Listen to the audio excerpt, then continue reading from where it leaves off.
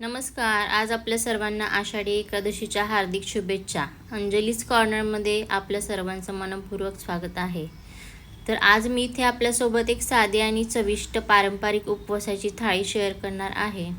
आजच्या थाळीत आपण बनवणार आहोत शेंगदाण्याची आमटी आणि वरईचं भात. चला तर मग सुरुवात करूया. सगळ्यात आधी इथे आपल्याला साहित्य लागणार आहे ते म्हणजे शेंगदाणे, 4 ते 5 हिरव्या मिरच्या आणि तूप. आणि इथे बघू शकता, इथे आपला हा वरईचा भात सुद्धा छानपैकी तयार होत आहे. आणि इथे शेंगदाणे हे मी आता व्यवस्थित भाजून घेतलेले आहेत.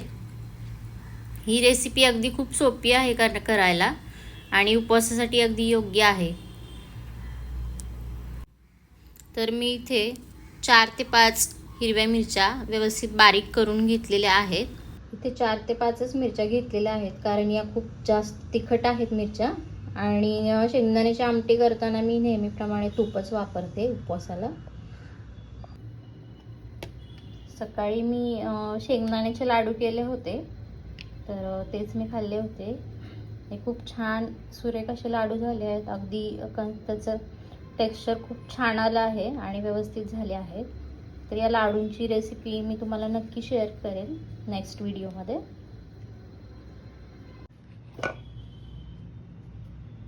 आता इथे दुसऱ्या बाजूला वरईचा भात शिजत आहे. वरईचा भात हलका असल्यामुळे उपवासासाठी खूप चांगला पर्याय आहे.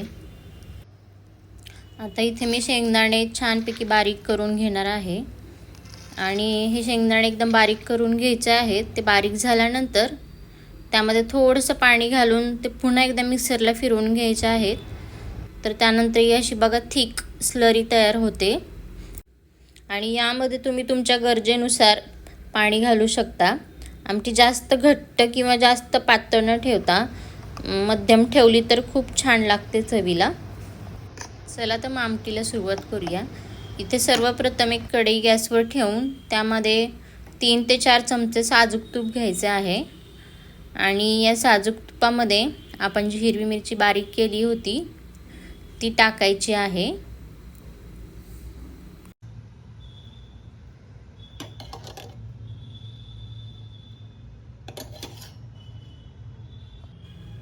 इथे हिरवी मिरची टाकल्यानंतर ती अगदी व्यवस्थित परतवून घ्यायची आहे. ती अजिबात कच्ची ठेवायची नाही आणि एकदम करपवायची पण नाही. मिरचीला एकदम पांढरा रंग येईपर्यंत ती छान तुपामध्ये परतून घ्यायची आहे. तिला थोडासा पांढरा रंग यायला लागला की समजायचं की मिरची आपली परतलेली आहे. त्यामध्ये थोडंसं मीठ टाकून घेतलं आहे. इथे मीठ टाकल्यामुळे मिरची छान परतली जाते आणि मिरचीचा ठसकाही येत नाही. तुम्हाला इथे आणखी थोडी तिखट हवी असेल तर आणखी 2 ते 3 मिरच्या तुम्ही ॲड करू शकता तुमच्या चवीप्रमाणे. आता इथे बघू शकता मिरचीला छान पांढरा रंग यायला सुरुवात झाली आहे. तर आता मिरची आपली परतून झालेली आहे. त्यानंतर तिथे आपण जी शेंगदाण्याची पेस्ट बारीक करून घेतली होती ती यामध्ये ॲड करून घ्यायची आहे. इथे आज खूप पाऊस येत आहे बाहेर, सो यामध्ये पावसाचा आवाजसुद्धा येत आहे. पाणी पडलेला आवाज येत असेल तुम्हाला. तर ही शेंगदाण्याची केलेली पेस्ट यामध्ये टाकून छान परतवून घ्यायची आहे. आणि यामध्ये आपण पाणी ॲड करणार आहोत. पाण्याची कन्सिस्टन्सी तुम्ही तुमच्या आवडीनुसार ठेवू शकता. जास्त घट्टही किंवा जास्त पातळही नको, अगदी मध्यम आमटी छान लागते.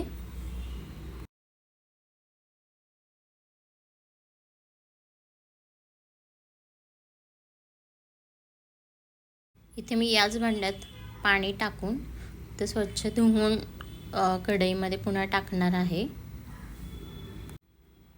आता हे पाणी टाकल्यानंतर याला कढईमध्ये 3 ते 4 मिनटे चांगली उकळी फुटू द्यायची आहे. आणि 4-5 मिनटं तसंच ठेवायचं आहे बारीक गॅसवरती. त्यामुळे छान त्याला टेक्स्चर येतं आणि चवही येते. तुम्ही ही रेसिपी घरी नक्की ट्राय करून बघा. तर आता इथे आपली उपवासाची थाळी तयार झाली आहे आणि ती गरमागरम वरईच्या भातासोबत शेंगदाण्याची आमटी खूपच छान लागते. इच्छा असेल तर दही, लिंबू किंवा उपवासाची भाजी सोबत वाढू शकता. तेही छान लागते.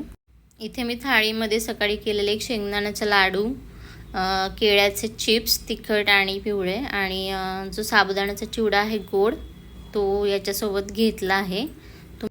आजची ही साधी आणि पारंपरिक उपवासाची थाळी तुम्हाला कशी वाटली ते कमेंटमध्ये नक्की सांगा. व्हिडिओ आवडला असेल तर लाईक करा, शेअर करा आणि अशाच स्वादिष्ट रेसिपींसाठी माझ्या चॅनलला सबस्क्राईब करायला विसरू नका. पुन्हा भेटूया आपण नवीन रेसिपीसोबत. तोपर्यंत धन्यवाद आणि विठ्ठल रखुमाईंचा आशीर्वाद तुमच्या सर्वांवर राहो.